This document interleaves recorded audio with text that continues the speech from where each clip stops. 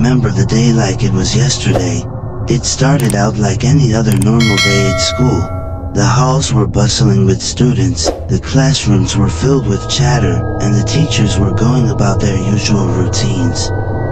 But everything changed when the loudspeaker blared to life, announcing that the school was going into lockdown.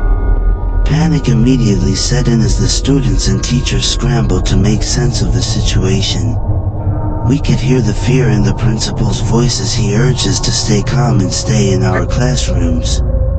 The windows were quickly covered, the lights were turned off, and the classroom doors were barricaded with whatever we could find. As we sat in the darkness, the silence was deafening. I could hear the muffled sobs of my classmates, the uneven breathing of my teacher, and the rhythmic pounding of my own heart. The minutes stretched into hours, and the tension in the room continued to escalate. Suddenly, a sharp banging echoed through the hallway. My heart froze in my chest as the sound grew louder and closer. I could hear shuffling footsteps approaching, getting closer and closer to our classroom door. I held my breath, praying for it to be a false alarm, but deep down, I knew it wasn't. The doorknob jiggled violently, and a chilling voice whispered through the cracks. "Let me in," it hissed. I could feel the icy chill of terror creeping up my spine as I realized that whatever was on the other side was not human. The lights flickered on and off, casting eerie shadows on the walls.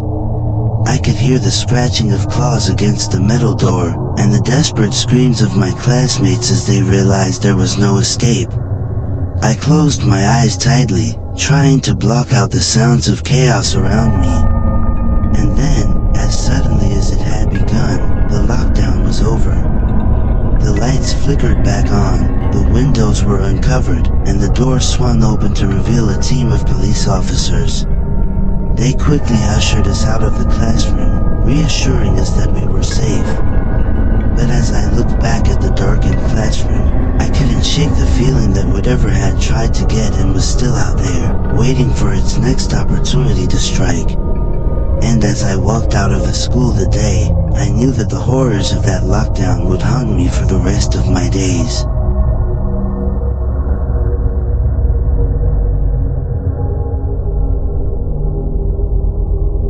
It was a stormy night, and I had stayed late at school to finish up some assignments.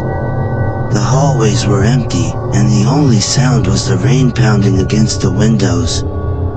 As I made my way to the classroom, I heard a faint whisper calling my name.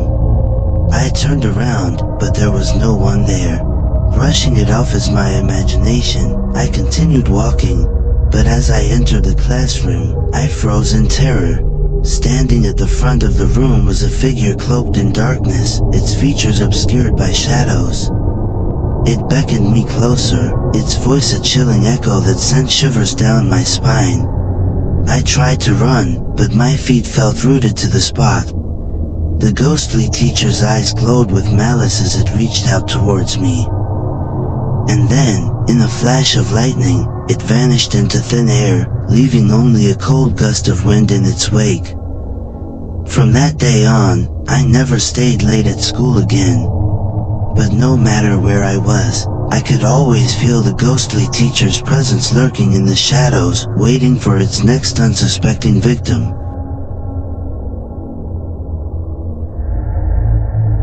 It was a legend whispered among students, a tale of a cursed library hidden within the school's halls.